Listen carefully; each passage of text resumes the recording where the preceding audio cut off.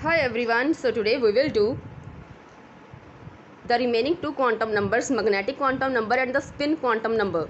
So in the magnetic quantum number, what it tells, ठीक है, this quantum number describes the behavior of electron in a magnetic field, कि magnetic field में electron का behaviour कैसे होगा.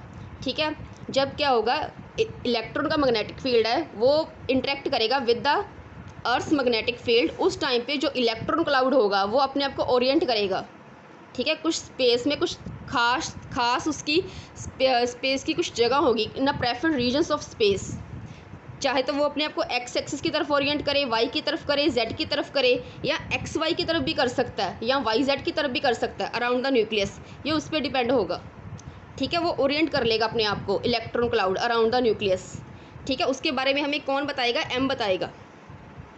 ठीक, जो वो स्पेसिस होंगी अराउंड द न्यूक्लियस जिसमें इलेक्ट्रॉन क्लाउड अपने आप को ओरिएंट करेगा, उसे क्या कहेंगे, orbital. So this quantum number describes the behaviour of electron in a magnetic field. It tells the orientation of electron cloud in 3-dimensional state around the nucleus. Means nucleus के around 3D में हमें पता लगेगा कि electron cloud ने अपने आप को किस तरफ ओरिएंट किया है. हर एक जो ओरिएंटेशन है उसका मीनिंग होगा एक डेफिनाइट ऑर्बिटल. अब हमने दो quantum number we have already done, N और एल. एन का meaning shell, L means subshell के बारे में हमें नॉलेज मिलेगी, एम मीन्स ऑर्बिटल के बारे में हमें नॉलेज मिलेगी. जैसे जैसे एन की वैल्यू इंक्रीज़ होगी, for example we are having this model, इसमें न्यूक्लियस है बीच में और 4 शेल हमने ड्रॉ किए हैं. ठीक है, जैसे जैसे एन की वैल्यू इंक्रीज़ होगी साइज़ ऑफ शेल भी इंक्रीज़ होगा. फॉर एग्जांपल फर्स्ट के लिए देखो इतना शेल का साइज़ है, सिर्फ इतना. फोर्थ के लिए देखो साइज़ बड़ा हो गया. मीन्स जैसे जैसे एन की वैल्यू इंक्रीज़ हुई वैसे वैसे साइज़ ऑफ शेल भी इंक्रीज़ हो रहा है. अब देखो एल क्या बताएगा, एल बताएगा हमें शेप ऑफ ऑर्बिटल की शेप कैसी है भाई, स्फेरिकल है, डम्बल है कि डबल डम्बल है. अगर एस लेके चलेंगे, ठीक है, तो उसकी शेप क्या होगी, स्फेरिकल. पी के लिए डम्बल, डी के लिए डबल डम्बल. अब एम हमें क्या बता रहा था, इलेक्ट्रॉन क्लाउड की ओरिएंटेशन बता रहा था किसी भी एक्सिस की तरफ. एक्स की तरफ है, वाई की तरफ है, जेड की तरफ है अराउंड द न्यूक्लियस. या एक्स वाई की तरफ है या वाई जेड की तरफ है. ठीक, इसकी वैल्यू क्या होगी, एम की वैल्यू डिपेंड करेगी एल पे, -L टू +L. अगर हमने number of orbitals in a given subshell निकालने हो तो उसकी नंबर कितनी होगी, 2L+1. Now we will do something. We are having this thing N, L, M और ऑर्बिटल. ठीक है, this we will do now.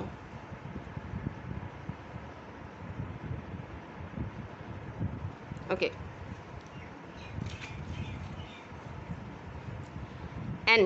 N is the principal quantum number. L is the angular momentum quantum number और azimuthal quantum number. M is the magnetic quantum number. अब N की value कुछ भी हो सकती है, 1, 2, 3, 4, 5, जितनी मर्जी. ठीक है, और L की वैल्यू क्या होगी, उससे एक कम, हमेशा एक कम होगी. 0 से स्टार्ट होगी, L की वैल्यू N से एक कम होगी. ठीक है, N is always less than. ठीक है, N से हमेशा जो L है वो छोटा ही होगा. N की वैल्यू N-1 होगी स्टार्टिंग फ्रॉम द 0, मीन्स 0 से स्टार्ट करके. और M की वैल्यू क्या होगी, -L टू +L. अब N लिखते हैं. N हमने लिखा है 1, 2, 3. अब 1 है तो L की वैल्यू कितनी होगी, इससे एक कम. 1 से एक कम क्या होगा, 0. अब 2N की वैल्यू 2 से एक कम क्या होगा, 1 होगा, तो हमने 1 लिख लिया. हमने 0 तक जाना है तो 0 तक गए. 3 अगर N की वैल्यू तो L की वैल्यू क्या होगी, उससे एक कम, 2. ठीक है, स्टार्टिंग फ्रॉम द 0 हमें 2 तक लिख लेना है. मीन्स अगर हमारे पास N की वैल्यू भाई 4 है तो L की वैल्यू कितनी होगी, 3 हो सकती है, दैट इज़ द मैक्सिमम. तो स्टार्टिंग किससे करेंगे, 0 से, 1 से, 2 से और 3. ओके, तो हमने L, N और L लिख ली हैं. अब M की वैल्यू कितनी हो सकती है, -L से लेके +L तक हो सकती है. इसकी तो 0 के लिए तो 0 ही आएगी M की वैल्यू. ठीक है, इसके लिए 0 से भी 0. अब 1 है तो 1 है, अगर L की value if L is equal to 1 तो M की वैल्यू कैसे निकालेंगे, -1 टू +1. अगर नंबर लाइन हम ड्रॉ करते हैं तो कैसे होता है, ये होता है. मैथ्स में नंबर लाइन हम ड्रॉ करते हैं ना, तो ये वाला ग्राफ चलता है -1 0 +1, तो ये तीनों वैल्यूज़ आ जाएंगी किसके लिए, m के लिए। अगर l 1 है देन नेक्स्ट 0 के लिए 0 ही है, 1 के लिए ठीक वैसे। अब l की वैल्यू कितनी है 2, और अब हमें m फाइंड आउट करना है। l की वैल्यू है 2, m फाइंड आउट करना है, तो m की वैल्यू कितनी आएगी -2 से लेके +2, -2 -1 0 1 2 done. So only this is there. अब m क्या बताता था हमें, number of orbitals in a given subshell, number of orbitals in a given subshell. अब देखो यहाँ पे कितनी है, 0 है, एक ऑर्बिटल आएगी, 0 को काउंट करना है, उसे छोड़ना नहीं है।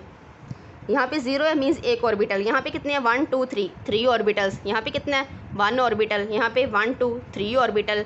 यहाँ पे कितने 1 2 3 4 5, 5 ऑर्बिटल। तो ये मैंने ऑर्बिटल्स ड्रॉ कर ले, ठीक है, ये कर लिए मैंने।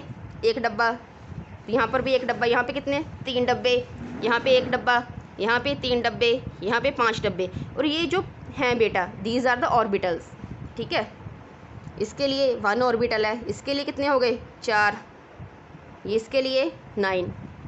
ये हमने n की वैल्यू के लिए निकाल लिए हैं कि अगर n की वैल्यू 3 है तो 9 होंगे, 2 के लिए 4, 1 के लिए 1 orbital. Next we will do the spin quantum number.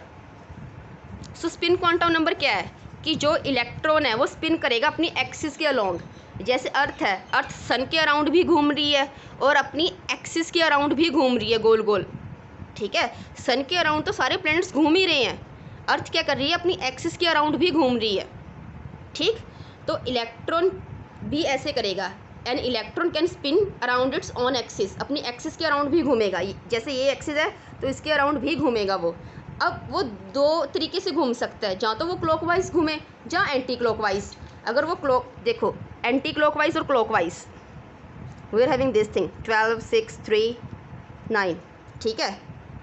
अगर इस हिसाब से वो चल रहा है, ऐसे जा रहा है, तो मीन्स उल्टा घूम रहा है, that is the anti clockwise, ठीक है। अगर वो 12 6, अगर वो ऐसे घूम रहा है तो वो क्लॉकवाइज घूम रहा है, ठीक। तो 2 वेज हैं उसके घूमने के, क्लॉकवाइज और एंटी क्लॉकवाइज, ठीक। अगर वो क्लॉकवाइज घूम रहा है तो उसकी वैल्यू +12, एंटी क्लॉकवाइज घूम रहा है -12।